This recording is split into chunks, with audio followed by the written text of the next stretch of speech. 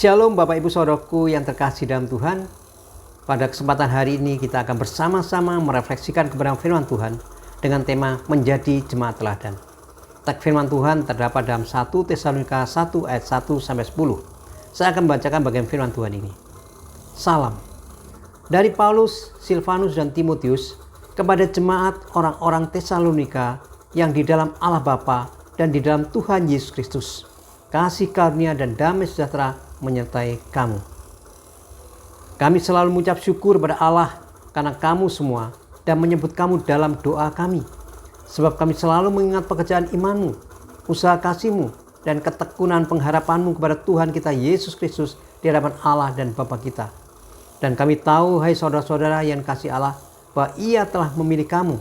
Sebab Injil yang kami beritakan bukan disampaikan kepada kamu dengan kata-kata saja, tetapi juga dengan kekuatan oleh Roh Kudus dan dengan suatu kepastian yang kokoh. Memang kamu tahu bagaimana kami bekerja di antara kamu oleh karena kamu.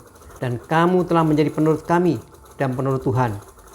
Dalam penindasan yang berat, kamu telah menerima firman itu dengan sukacita yang dikerjakan oleh Roh Kudus. Sehingga kamu telah menjadi teladan untuk semua orang yang percaya di wilayah Makedonia dan Akaya. Karena di antara kamu firman Tuhan bergema bukan hanya di Makedonia dan Akaya saja, tetapi di semua tempat telah tersiar kabar tentang imanmu kepada Allah, sehingga kamu tidak usah mengatakan apa-apa tentang hal itu. Sebab mereka sendiri bercerita tentang kami, bagaimana kamu sambut dan bagaimana kamu berbalik dari berhala kepada Allah untuk melayani Allah yang hidup dan yang benar, dan untuk menantikan kedatangan anaknya dari surga yang telah dibangkitkannya dari antara orang mati, yaitu Yesus yang menyelamatkan kita dari murka yang akan datang. Bapak Ibu Saudaraku yang terkasih dalam Tuhan, teks yang kita baca ini yang dimulai di Kisah Para Rasul pasal 17, yang mana Paulus melakukan perjalanan misi yang kedua. Paulus bersama tim kecilnya, yaitu Silvanus atau Silas dan Timotius, dan juga penulis Kisah Para Rasul, yaitu Dr. Lukas. Mereka melakukan pelayanan di gereja Tesalonika, dan dikatakan gereja Tesalonika ini adalah salah satu contoh gereja teladan. Gereja Tesalonika adalah gereja yang baru dirintis atau belum berdiri lama. Mereka adalah orang-orang yang percaya dan yang berasal dari latar belakang penyembah berhala dan jemaat yang memiliki suku yang berbeda. Namun gereja ini disebut gereja teladan. Kata teladan berasal dari kata Yunani tupos. Kata tupos secara harfiah berarti ketika saudara memukul sesuatu atau ketika memukul benda dan benda itu akan meninggalkan bekas karena pukulan itu. Kita bisa lihat di dalam Yohanes 20 ayat 21 kata tupos ini. Jemaat Tesalonika ini menjadi teladan atau meninggalkan bekas.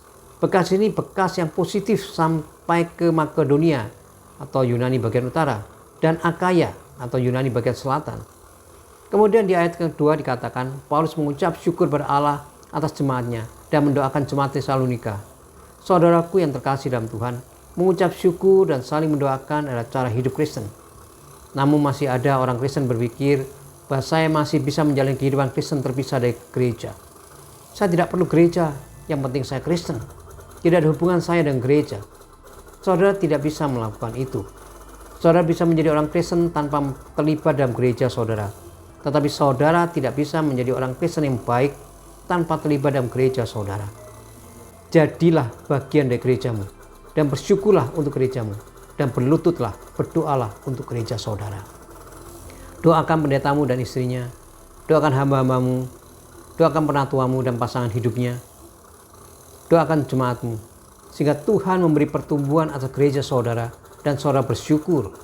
3 hal dalam mensyukuri atas gereja saudara. Bersyukur atas pekerjaan iman.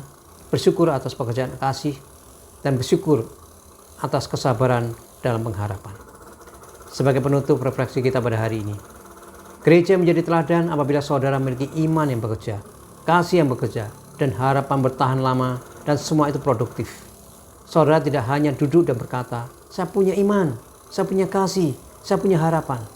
Melainkan orang lain melihat iman saudara bekerja, melihat kasih saudara bekerja, dan melihat harapan saudara yang memberi ketekunan yang teguh, sehingga gereja menjadi berkat dan teladan yang baik.